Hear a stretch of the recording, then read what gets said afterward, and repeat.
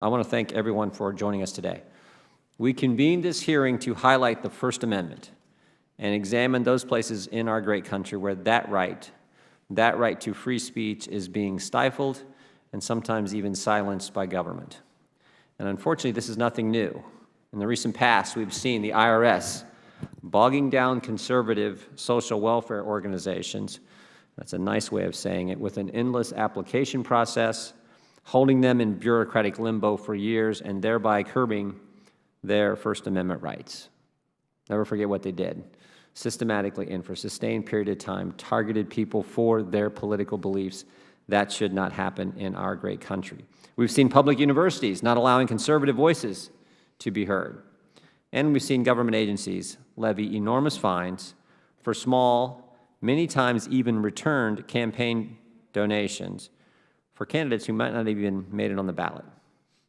The First Amendment is the First Amendment for a reason. Our founders knew the ability to criticize our government was of paramount importance.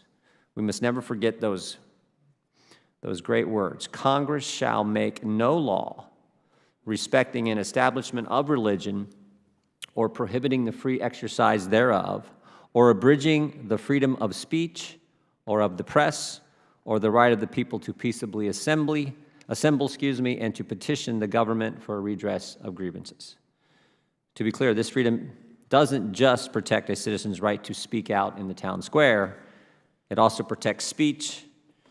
Maybe it's a poster you draw, maybe it's where you choose to give your money, maybe even what you wear. Since our founding, nonprofits, like churches, have had the ability to speak freely and educate their membership about candidates or policies that align or contradict their interests and values. That was until 1954, when, as a political retribution, then Senator Johnson, with no real debate, had inserted language into a tax law that would bar nonprofits from speaking in a political manner.